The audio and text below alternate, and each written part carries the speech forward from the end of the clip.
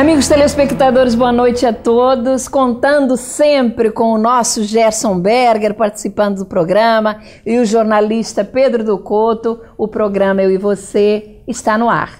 E esta semana com assuntos que eu acho bastante interessantes. Nós ainda vamos falar da mensagem deixada por Sua Santidade, o Papa Francisco. Repetiremos a entrevista levada ao ar na semana passada com o grande amigo do Papa Francisco, o Rabino Skorka. Falaremos um pouquinho aí do governo Dilma e suas declarações ao Jornal de São Paulo. Falaremos também sobre uma triste notícia publicada nos jornais, que seria o retorno do Partido Integralista. Imaginem vocês. Bem, minha gente, mas hoje ainda faremos uma rápida referência à visita do Santo Padre Francisco, principalmente na mensagem que ele transmitiu aos jovens. Acima de tudo, responsabilidade, contida naquela frase tão marcante, quando ele disse: Jesus bota fé nos jovens,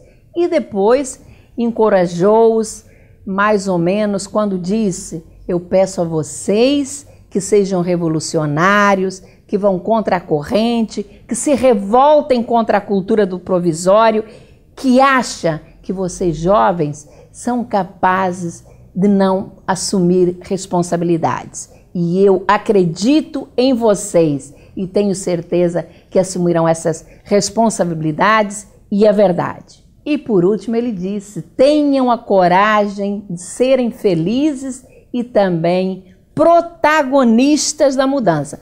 Não fiquem apáticos e de forma ordenada e pacífica vão para as ruas, disse o Papa. Por mais de uma vez, os discursos de Sua Santidade foram extremamente políticos, contrapondo-se ao que era esperado na sua chegada, quando surpreendeu a todos no Palácio Guanabara e fez um discurso muito curto, voltado apenas para o proselitismo religioso. Quem sabe até, eu diria, viu, Gerson e Pedro, constrangido e abafado pelo inoportuno discurso político da nossa presidente Dilma. Mas por falar em discursos, eu faço questão de aplaudir aqui do programa o discurso do vice-presidente da República e presidente do PMDB, Michel Temer, na despedida do Papa no aeroporto Tom Jobim. Sua mensagem centrou-se unicamente em afagos à Sua Santidade, na fé cristã, na família, na paz e na esperança, no que representou em matéria de amor a vinda do Papa ao Brasil. Agradou a todos. Foi extremamente político, sem falar em política. Disse exatamente o que o momento pedia, vocês não acham? Tereza, ninguém entendeu por que foi o Temer a despedida do Papa e não a presidente Dilma, que acho que fez seu ato de contrição, concluindo o quanto tinha sido inoportuna a sua mensagem na chegada do pontífice. E nem poderia ser diferente, já que apanhou muito de todos os lados. De qualquer maneira, não poderíamos esquecer que Michel Temer é uma das raposas mais felpudas do país. Sabe o que dizer e como dizer em qualquer ocasião. Veja as palavras dirigidas ao Papa Francisco. Santidade, sua simplicidade, delicadeza, deixaram penetrar em todos os corações brasileiros, localizado neles Jesus Cristo. Foi isso? Depois acrescentou: Vossa Santidade é um evangelizador como Cristo, que percorreu muitas pragas, levando a palavra de Deus. Todos os brasileiros se acolheram e sentiram-se acolhidos por Vossa Santidade. Tereza, Ele não precisava dizer mais nada, pois disse o que todo brasileiro gostaria de dizer. Apenas precisava enviar seu discurso para a presidente Dilma com uma única recomendação: aprenda!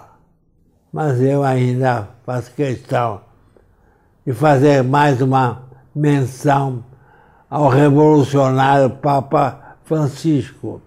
Ele fez questão de se mostrar como qualquer outro homem e até pecador. Vejam, por exemplo, ao ser perguntado sobre os padres homossexuais, ele simplesmente respondeu: quem sou eu para julgá-los? Acho que Sua Santidade, com esta resposta, pode abrir o caminho para uma questão séria e que deve ser objeto de uma imediata discussão na Igreja Católica. Sabe o que é? O celibato. O celibato muitas vezes afasta padres e desmotiva a ordenação de outros. Acho que o Papa Francisco, no futuro próximo, me dá a impressão que colocará o tema na ordem do dia. Vamos aguardar. Sem dúvida alguma, o discurso do vice-presidente Michel Temer, representando a presidente Dilma Rousseff, na despedida do Papa Francisco, do Brasil, foi uma peça realmente muito bonita. E, como disse o Gerson, aquilo que todo brasileiro gostaria de ter dito ao Papa, em função da sua simplicidade, franqueza, naturalidade e a redução da distância que o Papa Francisco coloca entre si e aqueles que estão à sua volta. Muito bem, Gerson e Pedro, mas eu acho que ficou comprovada uma coisa, que a presidente Dilma não gosta de críticas. Como ela tinha sido criticada, ela resolveu não comparecer.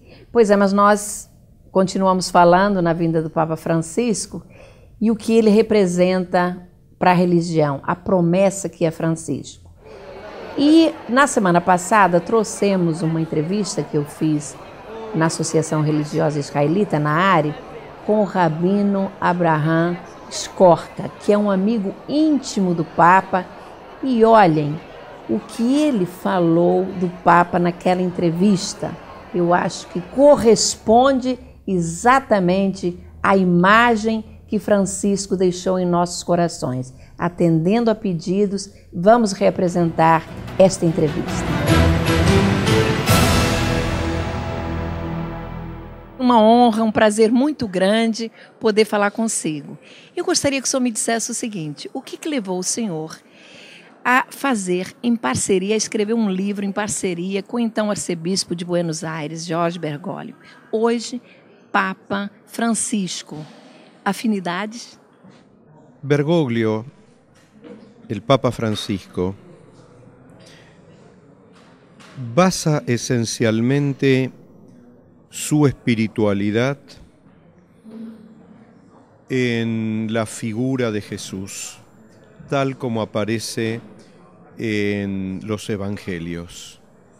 Yo lo veo a mi querido amigo como alguien muy consubstanciado y muy especialmente imbuido como sustento de su fe en el hacer, en el decir y en el predicar de Jesús. Ahora bien, Jesús, tal como aparece en el Evangelio, es una figura que, para poder entenderla, hay que remitirse a los profetas de Israel. Si no, es imposible entender qué es lo que está diciendo Jesús. Y al hablar de los profetas de Israel, estamos hablando de algo que influyó profundamente en mi propia religiosidad. Cuando nosotros decimos que para honrar a Dios, primero y antes que nada hay que honrar al hombre, estamos repitiendo las palabras de los profetas. Muito bem, Rabino. No que é que o Papa Francisco pode fazer a diferença no seu papado e em relação aos seus antecessores, vivendo hoje a humanidade num mundo tão conturbado inclusive num conflito muito grande de religiões? Yo creo que sí puede hacer la diferencia. Muchas veces, aunque parece muy difícil, pero generalmente lo común es que una persona hace la diferencia. Y tengo fe, conociendo toda la fuerza espiritual que tiene mi querido amigo, y sabiendo de la tremenda demanda y dramática demanda por justicia, por rectitud, por justicia social, de este momento, especialmente en el mundo de Occidente, que es el que más conocemos. Occidente me refiero hasta Medio Oriente, hasta salvo el lejano Oriente, que nos es difícil un poco de comprender, aún en esta era globalizada. Lo que más conocemos, lo que mejor conocemos, allí nosotros percibimos, empezando por el Brasil de hoy, con todas las manifestaciones, de que está faltando una sensibilidad social, una capacidad más profunda de diálogo, justicia, pureza. Él es un hombre que toda su vida vivió en humildad. Toda su vida vivió en humildad, toda su vida vivió preocupado por la pobreza. Y esperemos que con la ayuda de Dios, todo lo que fue siempre su ideal y su compromiso, y así lo hizo, y cuando hablamos de compromiso hablamos de diálogo, nosotros dos somos la prueba, de la lucha por un diálogo para tratar de cambiar la historia de choques entre judíos y católicos, de siglos. Bueno, esto fue uno de sus desafíos. Empezó a caminar y empezamos a dar una impronta, un sello, ¿sí? Y somos perfectamente conscientes de que hay muchos lugares donde nuestros sueños y nuestro mensaje todavía no llegó profundamente, pero el mensaje lo hicimos. Y el esfuerzo para tratar de esparcirlo también. E isso é o que ele vai seguir fazendo. Para finalizar, Rabino, eu gostaria que o senhor, se possível, me dissesse qual é a sua expectativa em relação à abertura dos arquivos do Vaticano, daquele momento trágico para nós, como judeus, do nazismo, do Holocausto, e que envolvem, claro, Pio XII. O senhor acha que existe a perspectiva de abertura desses arquivos agora com o Papa Francisco, humanista, um homem humilde, um homem tão próximo do povo, do ser humano? Qual é a perspectiva em relação aos arquivos? A resposta é muito simples. Está en este libro. Él mismo dice, hay que abrir los archivos, hay que enfrentarse con la verdad. No es un trabajo sencillo.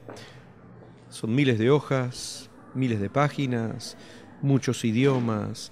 Tratar de entender todo en perspectiva para entender objetivamente qué es lo que pasó realmente y tratar de entender profundamente qué es lo que pasó. Sin la verdad no vamos a poder alcanzar un mundo mejor. O si lo quieren decir de una manera linda, si lo queremos decir, podemos decirlo, sin tener la fuerza de enfrentar la verdad, no podemos redimir el mundo. Até para não cometer os mesmos erros, não é? Exatamente. É a única garantia para não cometê-los. Muito obrigada, Rabino. Foi um prazer muito grande. Belas palavras do Rabino Skorka e também nos passa tanta seriedade, tanta bondade, que é compatível com a amizade que ele tem pelo Papa Francisco. E mais uma vez eu não poderia deixar de agradecer a Ari, principalmente ao Rabino Sérgio Margulis, que nos permitiu e nos deu a oportunidade de realizar esta entrevista.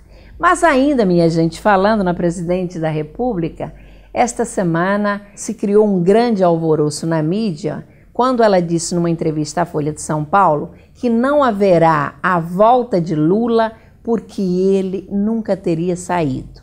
A oposição criticou-a dizendo que a presidente admitiu governar à sombra do ex-presidente Lula.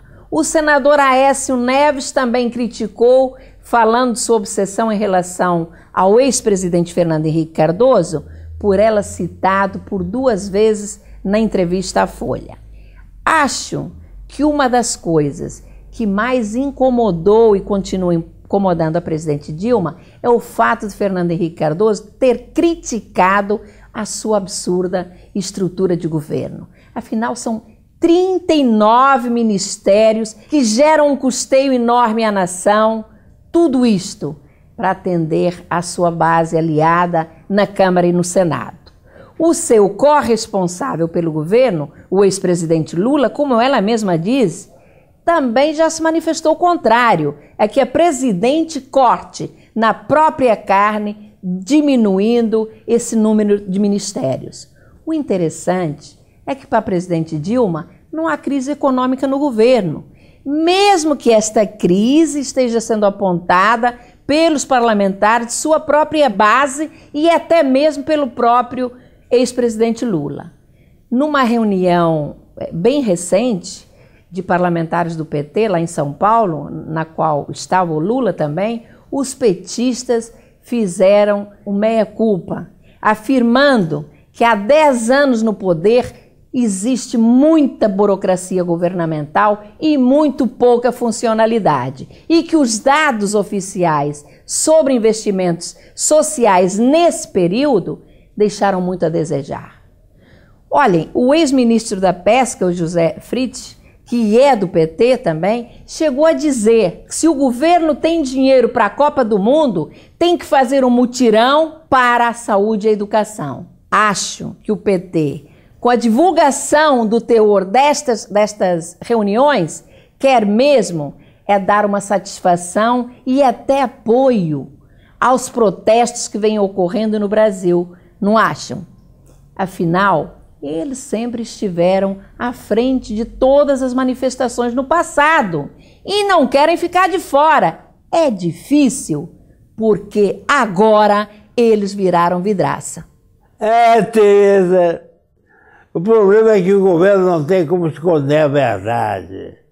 É um governo emperrado, com as verbas aprovadas no orçamento para diversas áreas importantes e por questões burocráticas e falta de funcionalidade, esses recursos não são usados. A ONG Contas Abertas fez um estudo e mostrou que de cada R$100 previstos para investimentos na saúde, só gastaram R$39, deixando de gastar 61% previstos no orçamento. O mesmo aconteceu com o saneamento, que é uma área crítica. Afinal, menos da metade da população brasileira tem saneamento básico. Também nessa área, apenas 49% foi investido. Na educação e nos transportes, a incompetência na aplicação dos recursos aprovados no orçamento também se repetiram. Claro que nos últimos 10 anos os gastos sociais cresceram, mas foram insuficientes e de baixa qualidade. Para finalizar, vou usar a minha interpretação para a frase da presidente Dilma à Folha de São Paulo, de que Lula não vai voltar porque não saiu. Espertamente, o que a presidente quis passar, talvez até sentindo a possível volta do fantasma Lula, como querem alguns petistas, ela deixou claro que a volta dele não mudaria nada, pois ele continua governando. Acho que não deixa de ser uma audaciosa manobra, pois divide com Lula os erros e acertos do governo. Sem dúvida, a interpretação do Gerson Berger está perfeita. Uma divisão de acertos e uma divisão de erros numa situação singular da história do país, porque nunca se viu um presidente da República, uma presidente da República, que ela é a primeira a mulher a ocupar o poder federal, dizer que o seu governo se divide em mais de uma pessoa. Compartilha-se o poder, posição inusitada, surpreendente, singular, realmente só pode ser vista como uma manobra política de diluição de responsabilidades, de erros e de acertos. Eu acho que a interpretação está correta. Muito bem, Gerson e Pedro, mas eu acho que vivemos um momento de muita preocupação e ainda esta semana fiquei extremamente preocupada com uma matéria publicada no jornal O Globo, de domingo passado, e cujo título define muito bem o que parece estar para vir com o surgimento e volta do fascismo e ultradireitista partido integralista. Como na década de 30, apresenta-se como nacionalista, divulgam e distribuem mensagens de Plínio Salgado, que foi o fundador do integralismo no Brasil naquela época e simpatizante do nazismo, e agora quer renascer calcado na discriminação e no preconceito como o regime assassino que Hitler pregava naquela época. Já se declararam contra o casamento homoafetivo, as cotas para negros e até a regulamentação da lei no atendimento à mulher estuprada. Uma loucura total. Será, Gerson e Pedro, que partidos com esta ideologia ainda podem ter vez no Brasil? Sinceramente, em defesa da democracia, claro que não deveria ter. Eles falam em democracia. Que exemplo que eles dão de democracia?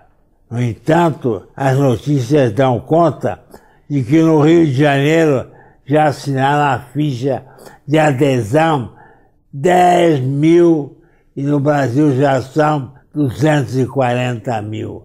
O que demonstra que estão no meio do caminho para fundar o tal partido Arena, pois a lei exige 500 mil assinaturas.